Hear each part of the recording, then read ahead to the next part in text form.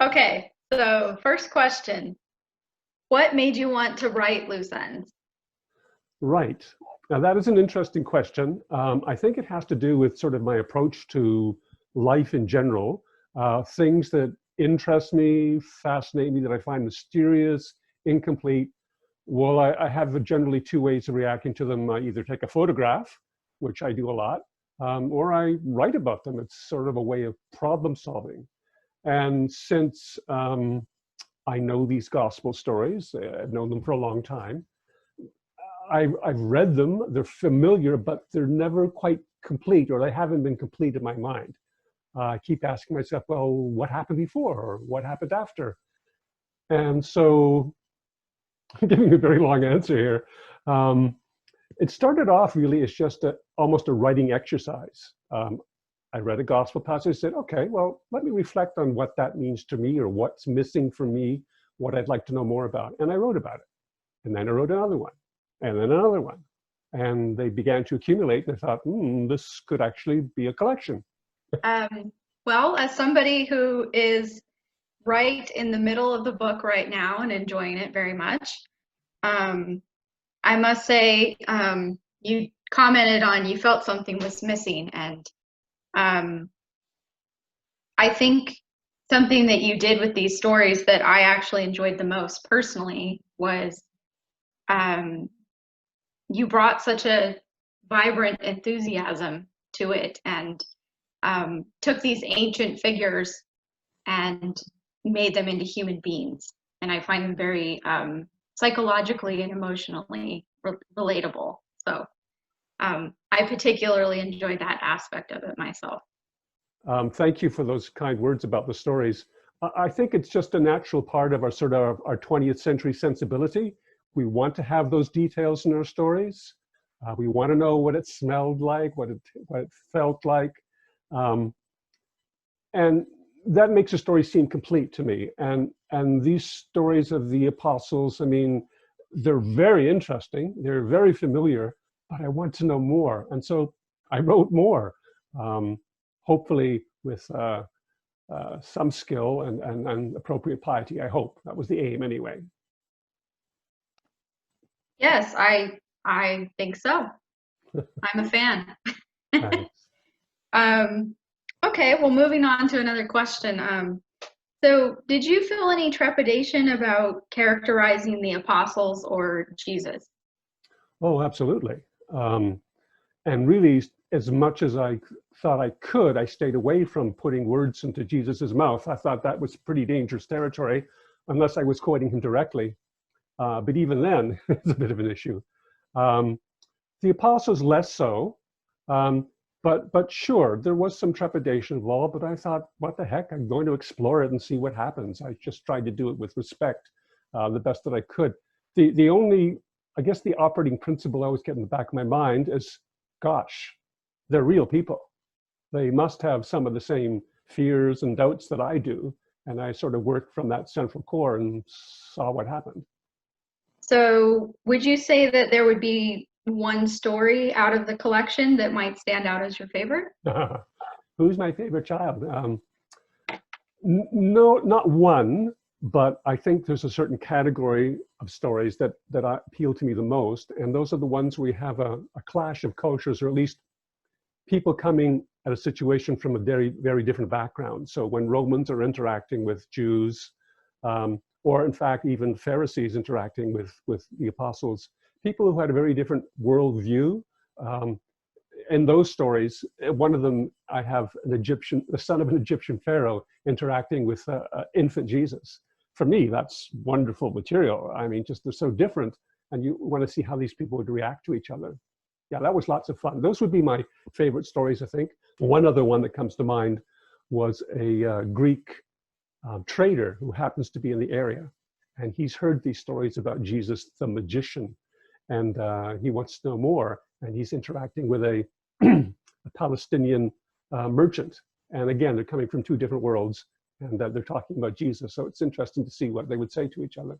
I do think also the point you brought up earlier about presenting this to a modern audience. I think also because we are a modern audience, we tend to think that way as well, that we see the cultural standpoint. So when those cultures come together, that makes sense that they would perhaps clash. And it's interesting to see the interactions of the individuals in the book, being from different cultures as they are in different parts of society. So, and the Palestine of that day was a melting pot, not dissimilar to the part of the world we live in today.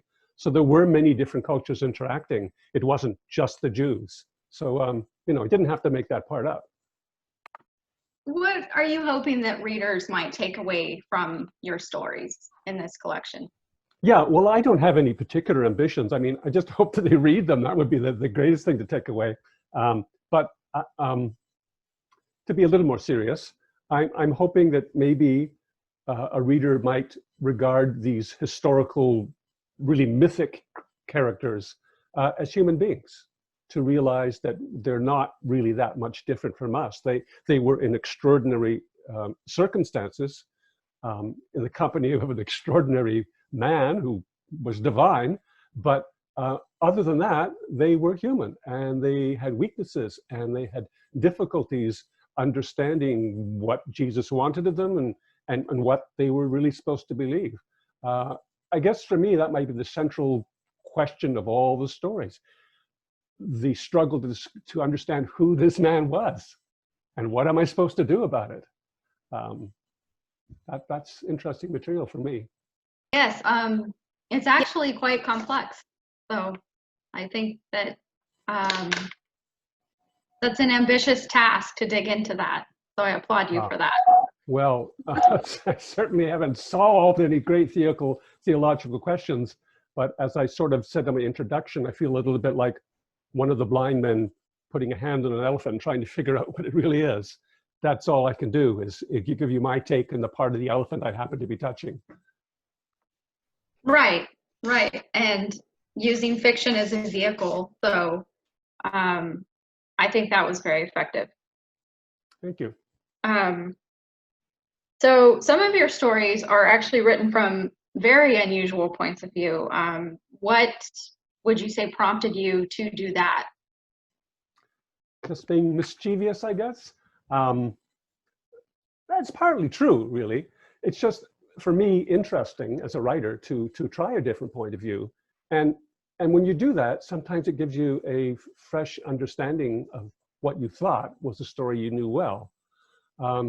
It gives you a chance to get a little bit outside the story from the normal point of view, and therefore just see it a little bit differently. So I wanted to try, well, one of the best example of that, I think, would be the story of the woman about to be stoned for adultery.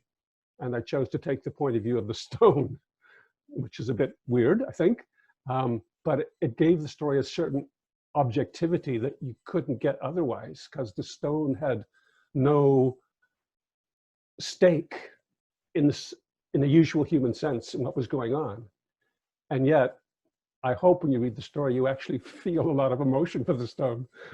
Yeah, I actually felt really sorry for the camel, the story about Jesus being tempted by the devil. And right. Yeah, there's had a good ending though. it did, yes. Even for the camel. Right. So yes, I think bringing even personification or emotional import to those objects is something interesting in terms of, as I'm reading the stories and I'm comparing the stories to each other, just frankly, like, I'm not bored. Well, good. Because it's they're all, I'm not expressing this very well, but what I'm really trying to say is they're all very different and they're all very unique. And as someone who studied the Bible many times from a young age, maybe it depends on which version of the Bible you're reading, but if you're reading Leviticus, for example, maybe 12 times in a row, it can be a bit dry, right? Yeah. But I feel that you are really injecting the stories with new life and a completely new perspective. So the camel, the rock, and of course the people, to me, they really came alive. And I think that's incredibly important. It is exactly what you say it is. You're imagining it, but you've given free rein to it, and I think that is what makes it beautiful prose, actually, as well. Thank you very much.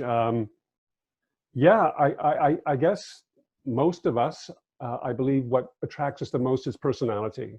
When you find an interesting person, you become engaged. So I just did my best to make these people really people and then tell the story in that way. So the fact that you seem to have connected with that is very pleasing to me. Thank you. Yeah, they're interns, unethical, petty, jealous, wonderful, joyful. There's a lot of joy in the book as well, I wanted to mention, which I think is really wonderful. They have the whole gamut of emotions and human experience. So again, I think that's a huge strength of the stories, and personally why I enjoyed them the most.